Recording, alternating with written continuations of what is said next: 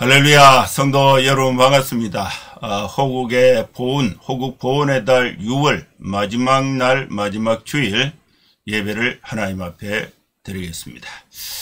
예배 오신 우리 모든 성도님들 또 주님의 이름으로 환영하고 축복합니다. 지난주는 6.25가 있었던 날입니다. 6.25와 관련해서 제가 그 어느 때보다 좀 깊은 묵상의 시간을 가졌던 주간이기도 합니다. 경주가 우리 고향인데 경주에 94세 되신 아버님이 아직 살아 계세요. 아버님이 이제 뭐 중학교 6.25가 일어나고 중학교 1학년에 입학을 했다가 학도병으로 다부동 전투에 참전했다가 거의 5년간 군대 생활하고 돌아오니까 학교가 이제 졸업할 나이가 돼가지고 학교를 가지를 못하고 또 사회로 이렇게 생활하게 됐다.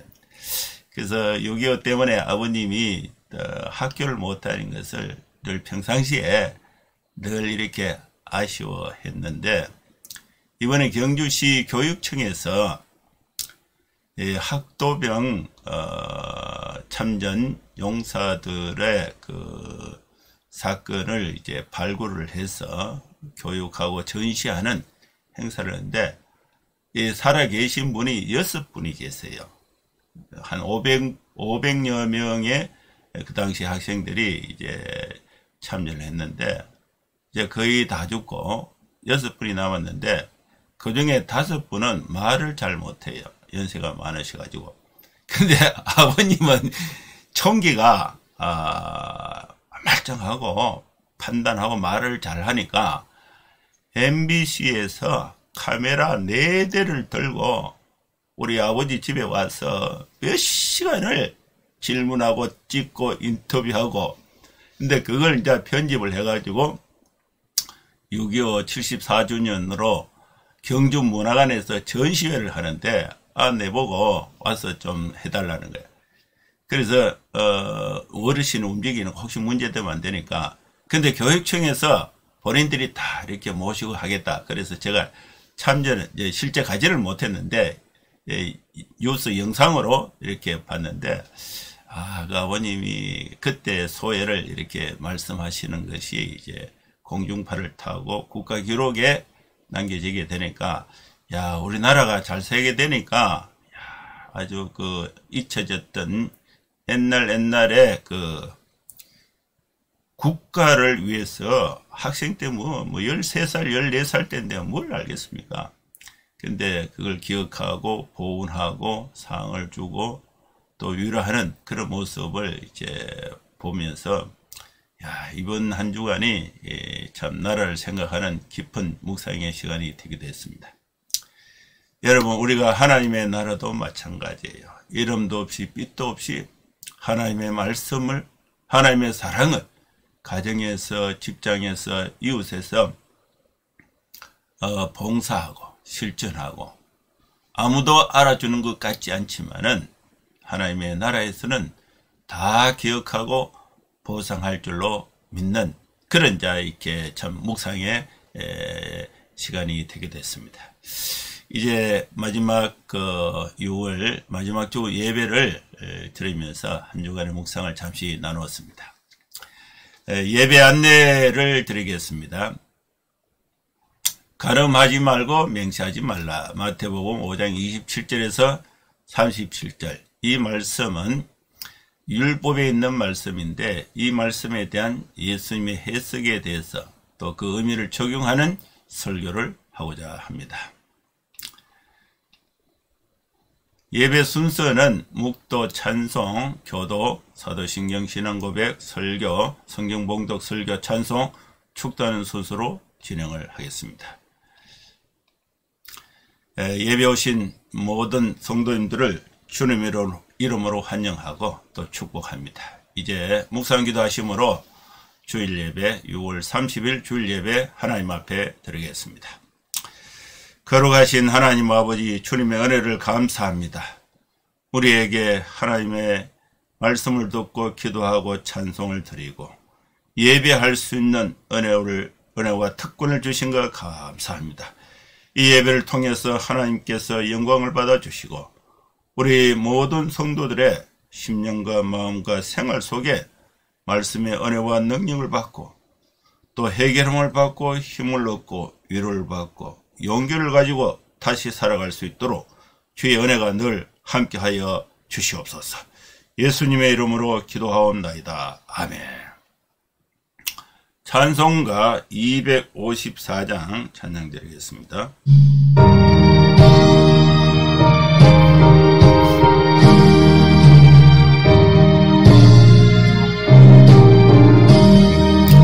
내 주의 보혈은 성하고 정하다. 내 죄를 정케 하신 주 날 오라 하신다. 내가 주께로 지금 가오니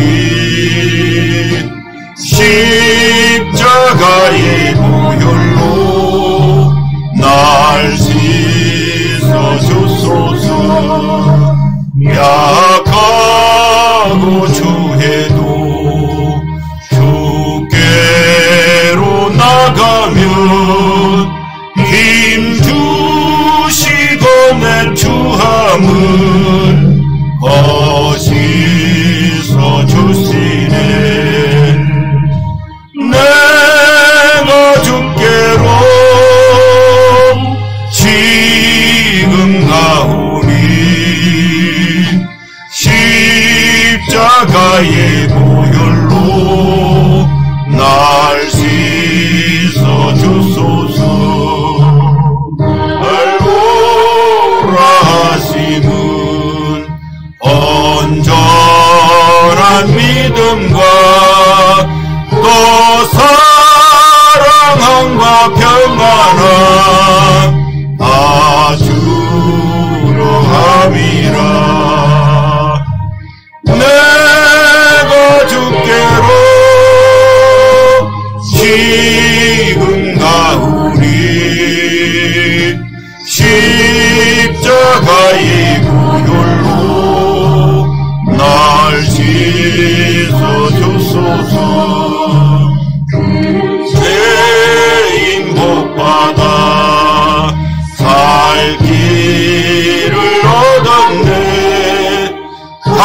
한없이 넓고 큰 은혜 베풀어 주소서. 내가 주께로 지금 가오니 십자가의 보혈로 날 씻어 주소서.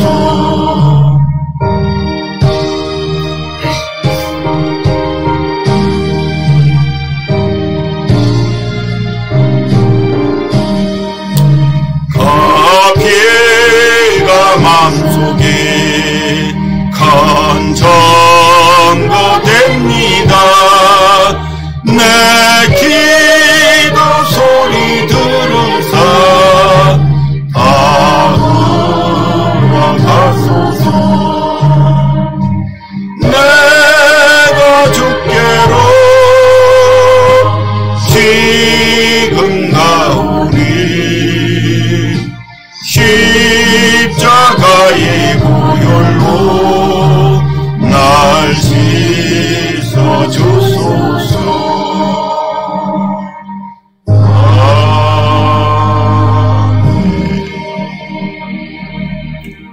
교독문 27번 시편 51편 말씀을 교독하시겠습니다. 하나님이여 주의 인자를 따라 내게 은혜를 베푸시며 주의 많은 긍휼을 따라 내 죄악을 지워 주소서.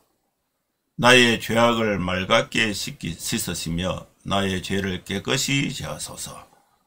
물은 나는 내 죄가를 아오니 내 죄가 항상 내 앞에 있나이다. 내가 주께만 범죄하여 주의 목전에 악을 행하여 싸우니 주께서 말씀하실 때에 의로우시다 하고 주께서 심판하실 때에 순전하시다 하리이다. 내가 죄악 중에서 출생하였으며 어머니가 죄 중에서 나를 잉태하였나이다. 옷을 초로 나를 정결하게 하소서. 내가 정하리이다. 나의 죄를 씻어 주소서. 내가 눈보다 희리이다. 아멘. 한 것 더 있습니다. 하나님이여 내 속에 정한 마음을 창조하시고 내 안에 정직한 영을 새롭게 하소서. 아멘. 사도신경 신앙고백 드리겠습니다. 전능하사 천지를 만드신 하나님 아버지를 내가 믿사오며 그 외아들 우리 주 예수 그리스도를 믿사오니 이는 성령으로 잉태하사 동정녀 마리아에게 나시고 본디오 빌라도에게 고난을 받으사 십자가에 못 박혀 죽으시고 장사한 지 사흘 만에 죽은 자 가운데서 다시 살아나시며 하늘에 오르사 전능하신 하나님 우편에 앉아 계시다가 저르로서 산자와 죽은 자를 심판하러 오시리라. 성령을 믿사오며 거룩한 공예와 성도가 서로 교통하는 것과 죄를 사하여 주시는 것과 몸이 다시 사는 것과 영원히 사는 것을 믿사옵나이다. 아멘. 하나님 말씀 마태복음 5장 27절에서 37절 말씀 봉독합니다.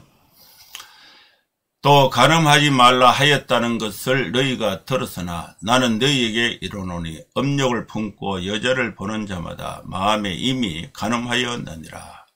만일 내 오른 눈이 너로 실족하게 하거든 빼어내 버리라. 내 백체 중 하나가 없어지고 온몸이 지옥에 던져지지 않는 것이 유익하며 또한 만일 내 오른손이 너로 실족하게 하거든 찍어내 버리라. 내 백체 중 하나가 없어지고 온몸이 지옥에 던져지지 않는 것이 유익하니라. 또 일러스되 누구든지 아내를 버리려거든 이혼정서를 줄 것이라 하였으나 나는 너희에게 이르노니 누구든지 엄행한 이유 없이 아내를 버리면 이는 그로 간음하게 하며 또 누구든지 버림받은 여자에게 장가드는 자도 간음함이니라. 또 옛사람에게 말한 바 헛맹세를 하지 말고 내 맹세한 것을 주께 지키라 하였다는 것을 너희가 들었으나 나는 너희에게 이르노니 도무지 맹세하지 말지니 하늘로도 하지 말라. 이는 하나님의 보좌이며 땅으로도 하지 말라. 이는 하나님의 발등상이며 예루살렘으로도 하지 말라. 이는 큰 임금의 성이미로다. 내 머리로도 하지 말라. 이는 네가 한 터럭도 희고 금게 할 수 없음이라.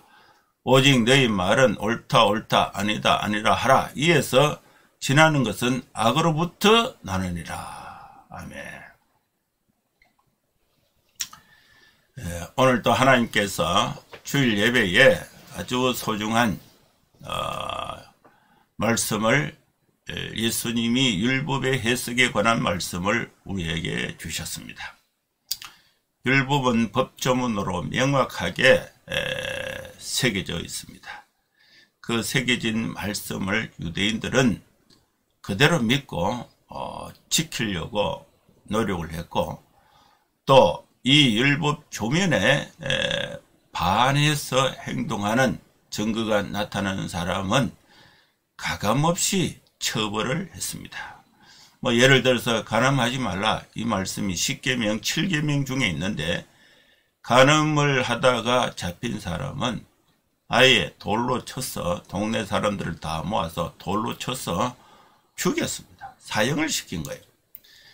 이것을 변경할 수 없는 법 조문으로 명확하게 되어 있고 또 이스라엘의 율법을 지킴에 대한 그 관행으로 아예 굳어져 있습니다. 그렇게 하지 않으면은 그 당시에 이제 제사장이나 율법사들 지도자들이 오히려 공격을 받고 사회 질서가 흔들리게 되는 현상이 나타나기도 했습니다.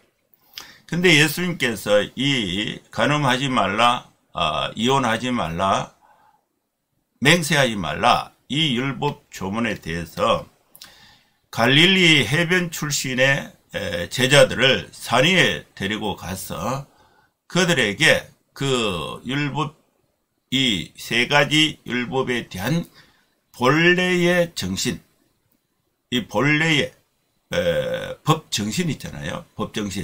법정신을 조문으로 만들어냈는데 그 본래, 그 말씀의 그 율법의 본래의 정신에 입각해서 당시 제자들에게 해석하는 말씀이 본문의 말씀이 되겠습니다. 간음하지 말라 이 말씀은 출애굽기 20장 14절, 신명기 5장 18절, 10계명 7계명 중에 있는 말씀입니다.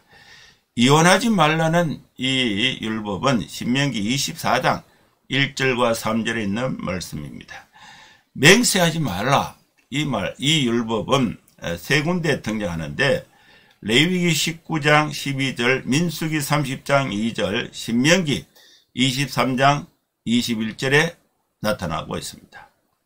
이 구약 성경 율법 조문에 나타난 간음하지 말라, 이혼하지 말라, 맹세하지 말라 이 말씀에 대한, 이 율법에 대한 예수님의 설명을 듣고 우리가 이 말씀이 하나님이 원래 주신 그 목적의 의미를 우리가 되새기면서 우리가 하나님의 은혜를 받고 예수 그리스도를 구주로 믿는 우리 성도들은 간음과 이혼과 맹세에 대해서 어떤 자세, 어떤 실천이 있어야 될 것인가에 대해서 적용적 차원에서 해석을 하고 은혜를 나누고자 합니다.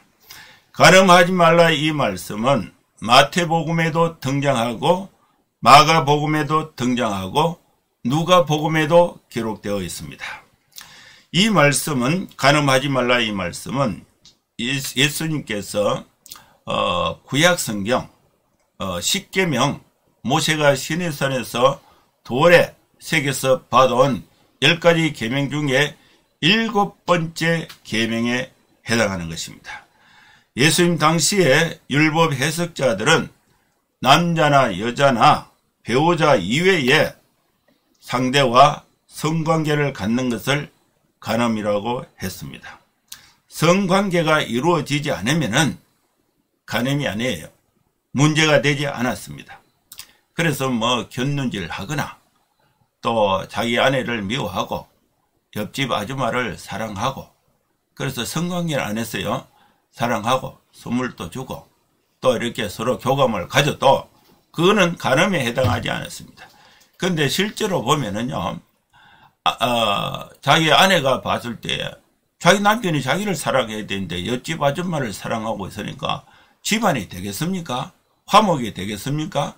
그 화목되지 않는 가정에서 자녀들이 어떻게 바르게 클 수가 있겠습니까? 그 다음에 그 옆집의 아줌마는 자기 남편하고 관계가 좋겠습니까?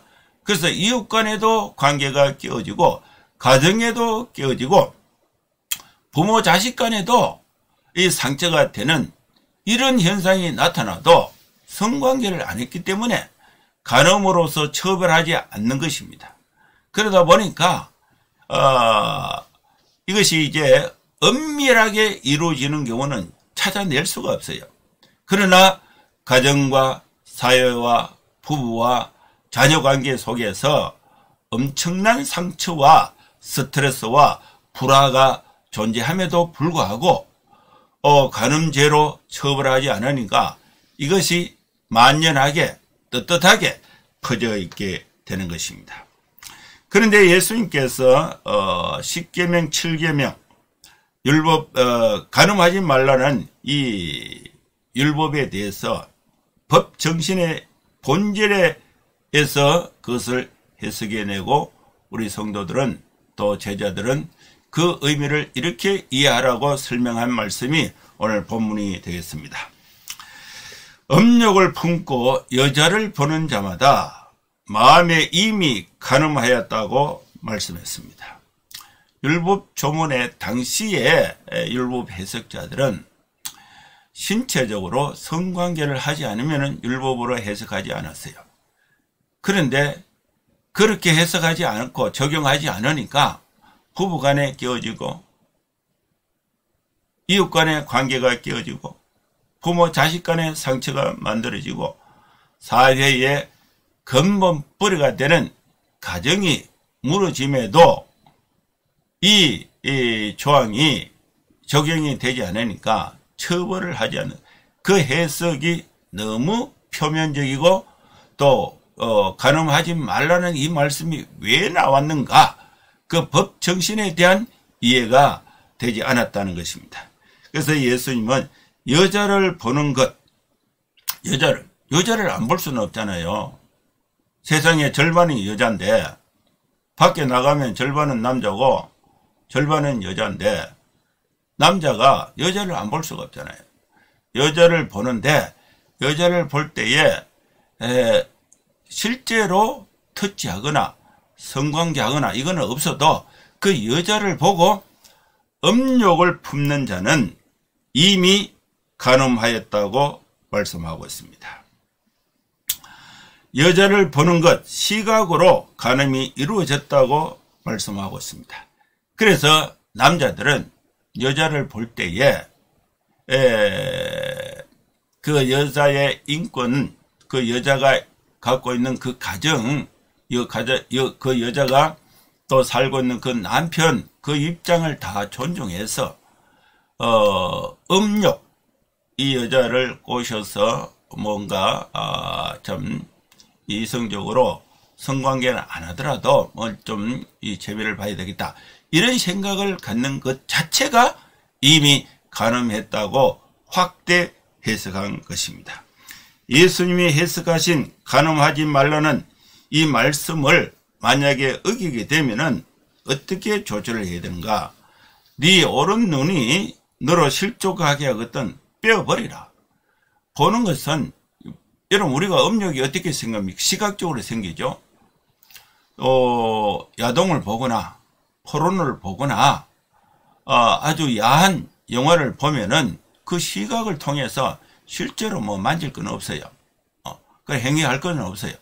그런데 그 화면이 막 지나가니까 그 보는 것으로도 이게 성적 흥분이 나타나고 음욕이 생기게 되는 것입니다. 내 오른 눈이 너로 실족하게 하거든 빼어내어버리라. 왜냐하면은 내 백체 중 하나가 없어지고 온몸이 지옥에 던져지지 않는 것이 유익하다고 말씀했습니다. 또 반복해서 설명합니다. 만일 네 오른손이 너로 실족하게 하거든 찍어내버리라.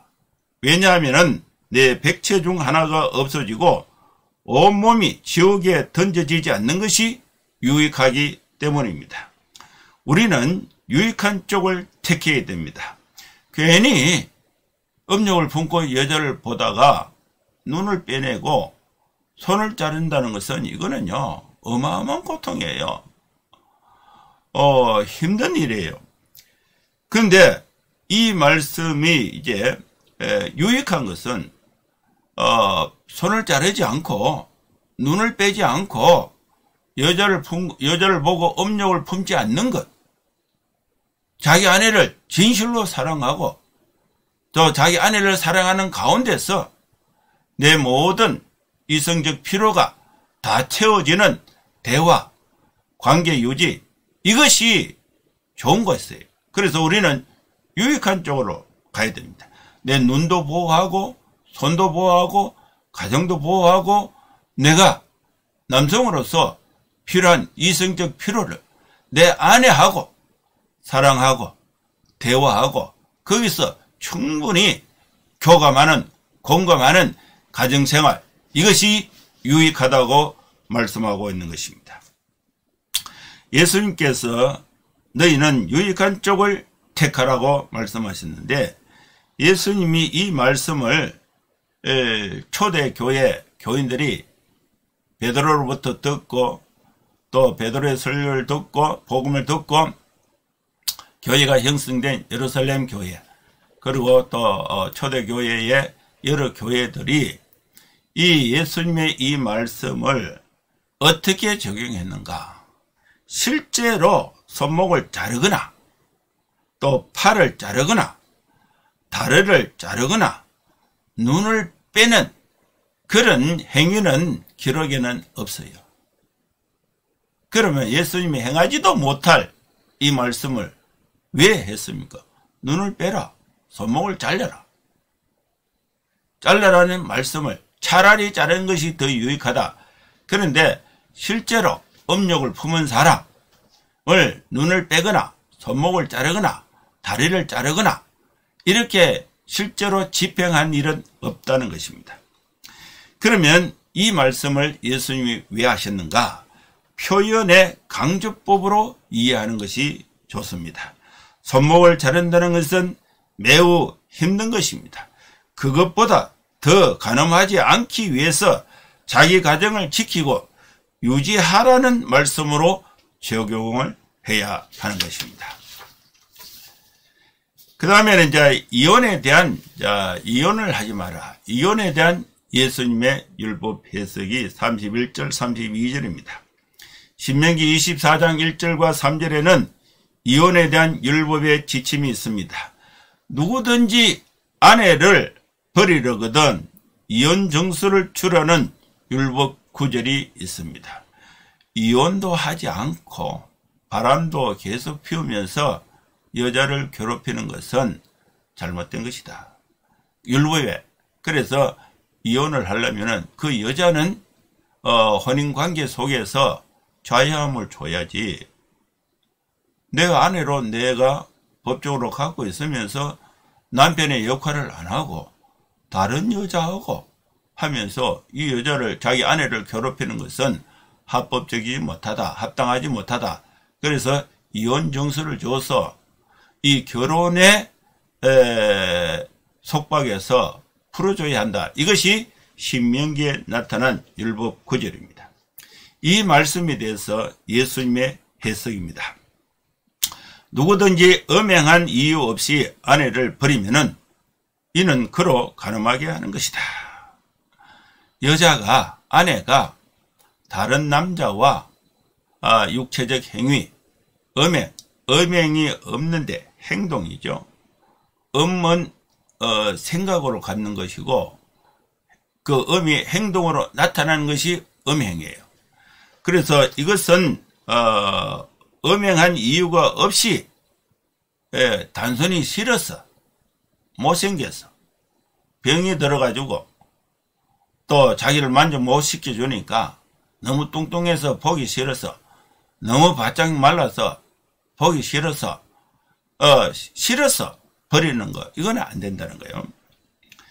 여러분, 우리가 결혼할 때 병들 때나 약할 때나 검은 머리가 팥불이 될 때까지 사랑하기로 맹세하느냐, 이 질문을 하잖아요. 여러분, 병든 아내를 버리면은 그 여자는 어디 가서 삽니까? 못생겼다고 뚱뚱하다고 버리면 그 여자는 어디 가서 삽니까? 누구의 보호를 받고 삽니까? 혼인관계는요, 끝까지 가는 거예요. 그래서 엄행의 연구 없이, 아니 병든 여자가 어떻게, 자기 남편도 싫어하는데 옆집 아저씨가 어떻게 관심을 갖겠어요? 자기가 너무 뚱뚱해갖고 싫어하는 아내를 옆집 아저씨가 탐내겠습니까? 자기가 싫어서 버리는 것은, 이혼 정수를 써서 버리는 것은, 이것은 잘못된 것이다. 누구든지 엄행한 이유 없이 아내를 버리면 이는 그로 간음하게 하는 것이고, 누구든지 버림받은 여자에게 장가가는 자도 간음하게 되는 것이다.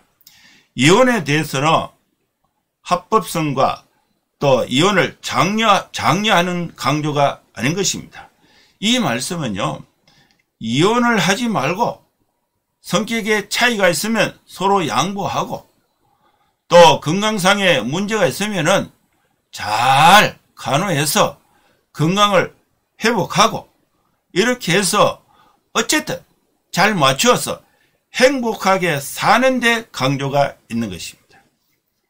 그 다음 세 번째는 이제 맹세하지 말라는 말씀인데, 이 율법의 말씀은 구약 성경에 세 군데 있습니다. 레위기, 민수기, 신명기에 있어요.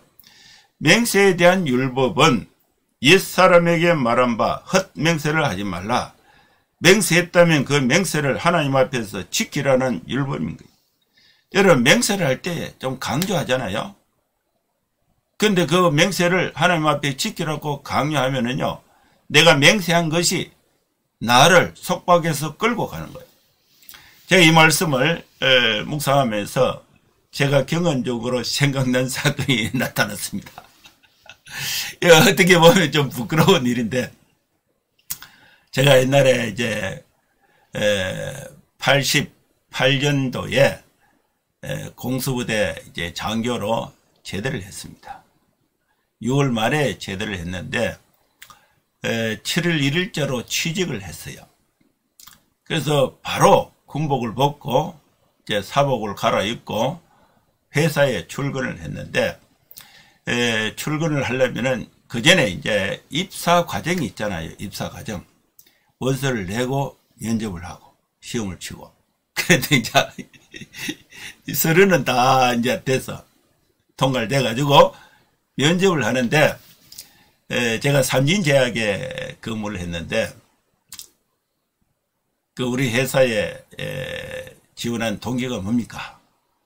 이런 질문도 있었고, 또 한 가지 이제 기억나는 질문이, 이 회사에서 어떤 각오로 근무하겠습니까? 이런 질문이 있었는데, 그때에 제가 공수부대 이 충성심이 투철하잖아요. 배운 게 있잖아요. 그래서 제가 그때 뭐라고 말했냐면은, 제가 이 회사 발전을 위해서 만약에 회사가 저를 고용해 주시면은 이 회사 발전을 위해서 뼈를 묻는 각오로 헌신 봉사하는 자세로 근무하겠습니다.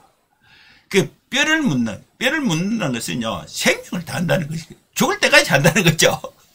이런 각오를 당당하게 딱 밝히니까 그 이제 사장님하고 이제 쭉 5분이 앉아가 있는데 체크를 하더라고. 그러니까 합격을 한 거예요. 제가 그 회사에 발전을 해서 뼈를 묻었습니까? 한 1년도 근무 안 하고 퇴직을 해버린 거예요. 거짓말한 거죠. 헛맹세한 거죠. 그런데 이제 그때 이제 면접한 내용을 다 적었다가 제가 퇴직을 하려고 하니까 이제 CCG 간사로 이제 이렇게 전도자로 간다고 사직서를 내니까 회사에서 안 받아준 거예요. 당신은 대성할 수 있는 소질을 가진 사람이다. 준비가 된 사람이다. 우리 회사에 대우를 더 잘해줄 테니까 같이 근무합시다. 이러는 거야. 근데 내가 그걸 이제 뿌리치고 사직서를 내니까, 그때 사직서를 낼 때에 제가 면접할 때 대화한 내용이 있잖아요. 그때 이 맹세를 했지 않습니까? 이 맹세는 하나님 앞에 하나님이 들었으니까, 사장님도 들었지만 하나님이 들었으니까 이 맹세를 하나님께 지켜야 됩니다. 이렇게 요구하면은 어떻게 되겠습니까? 내 진로와 자유가 전에 했던 맹세로 인해서 속박이 되는 거예요. 속박. 이런 현상이 나타나는 거예요. 그래서 예수님이 맹세에 대해서 말씀하실 때에, 헛맹세는 구약 성경에 맹세를 하면요, 그걸 받아줬어요. 진실로 받아주고, 또 맹세를 안 지킬 때는요, 그 맹세한 내용 가지고 이렇게 해야 한다고 아예 강제하게 된 거예요. 그런데 그 순간의 합격을 위해서 맹세했지, 실제로 그렇게 하려고 맹세한 건 아니죠. 헛맹세예요. 헛맹세. 그래서 예수님은 맹세하지 말라고 말씀하신 거예요. 이 말씀에 대한 예수님의 해석은, 나는 너희에게 이르노니 도무지 맹세하지 말라. 하늘로도 맹세하지 말고 이것은 하나님의 보좌이다. 땅으로도 맹세하지 말라. 이는 하나님의 발등상이며 예루살렘으로도 맹세하지 말라. 이는 큰 임금의 성이다. 맹세의 대상이 없다는 것을, 우리가 맹세하는 것은 전부 헛맹세가 된다는 것을 예수님은 인간의 속성을 다 알고 계신 것입니다. 그래서 맹세하지 말아라고 말씀하신 것입니다. 그러면 맹세하지 않으면은 어떻게 하느냐? 이러면 우리가 이렇게 청문회 할 때에 선서하는 거 봤죠? 선서. 그리고 또 회사에 가면은 선서. 이렇게 이거 지켜서 열심히 하겠습니다. 이거 맹세를 하잖아요. 맹세를 하는데 그 맹세대로 하는 사람이 없어요. 헛맹세예요. 그런데 그 헛맹세라도 들으면요 기분이 좋은 거예요. 듣는 사람도 그만하면 됐어요. 기분 좋잖아요. 나도 내 각오를 맹세로 딱 선언을 하니까 정경호 씨 그 각오가 좋습니다. 그걸 합격시켜 준 거죠. 나도 기분 좋고 또 그 맹세로 듣는 면접관도 기분이 좋고 그래가 했는데 실제 근무를 하다 보면요 1년도 안 하고 그냥 가는 거예요. 회사에 붙잡아도 퇴직을 하는 거예요. 퇴직. 이 헛맹세가 되는 것입니다. 예수님이 맹세하지 말라는 이 율법에 대한 해석의 말씀은 맹세는 하지 말고 그러면 어떻게 하라. 그 순간에 있는 대로 대답하라는 것입니다. 있는 대로. 내가 유리하기 위해서 헛맹세하지 말고 내가 사실대로 말하면은 불이익을 당한다 할지라도 너희는 오직 너희 말은 옳다 하라. 옳다 하라. 아니라 하라. 이렇게 하지 않는 것은 헛맹세는 어디서 나는가? 악한 자로부터 악으로부터 나오는 것이 헛맹세가 된다고 말씀을 하신 것입니다. 사랑하는 성도 여러분, 이 세 가지 율법 해석에 대해서 예수님께서 우리에게 주신 것입니다. 여러분, 결혼하기 전에 있는 우리 성도들은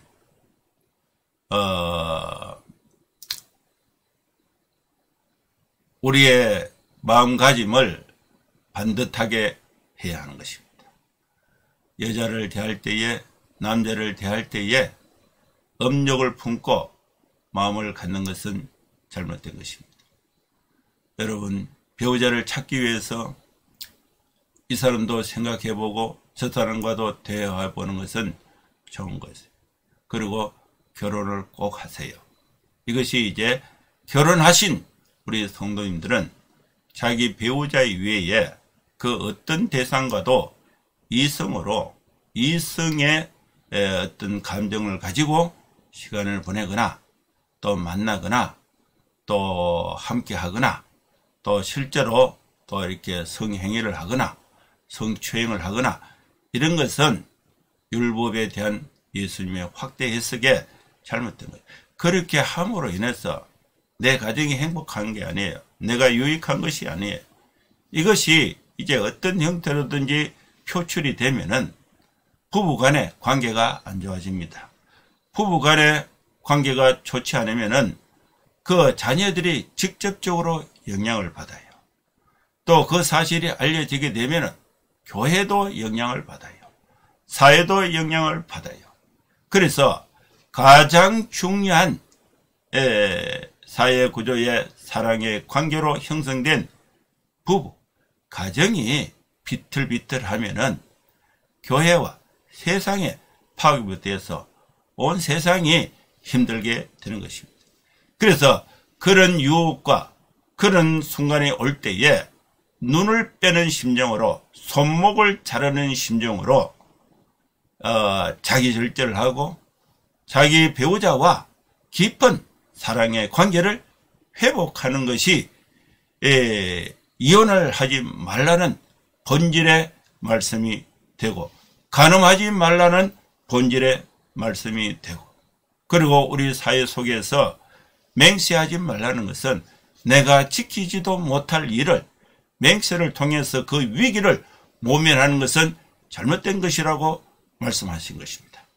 사랑하는 성도 여러분, 오늘 우리에게 주신 이 말씀을 따라서 우리 모두 건강하고 행복하고 또 건강한 가정, 행복한 사회를 우리가 만들어가는 성도의 복된 삶이 될 수 있기를 주의 이름으로 축원합니다.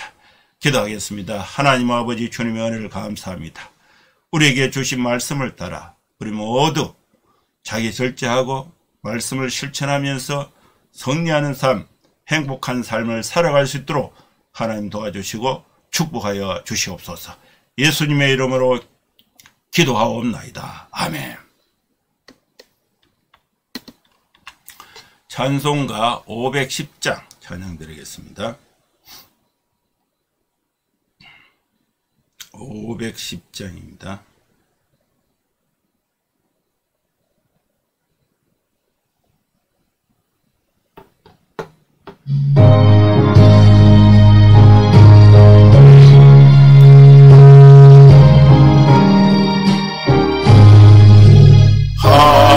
하나님의 진리 가운데 길이 빛나니 우리들도 등대되어 주의 사랑 비추세. 우리 작은 물켜서 험한 바다 비추세. 물에 빠져 헤매느니 건져내어 살리세.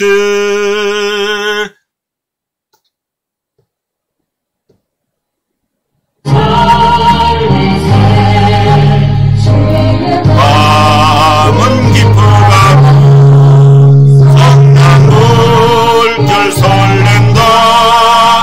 어디 불빛 없는가. 우리만구나. 이 작은 불을 켜서 험한 바다 비추세. 물에 빠져 헤매느니 건져내어 살리세.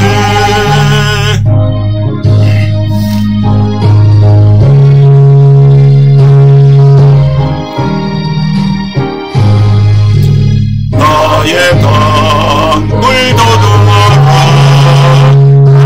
아침마다 비춰라. 빛을 찾아 헤매느니 생명선에 건져라.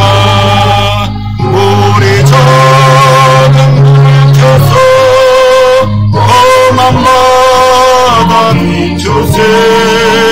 물에 빠져 헤매느니 건져내어 살리세.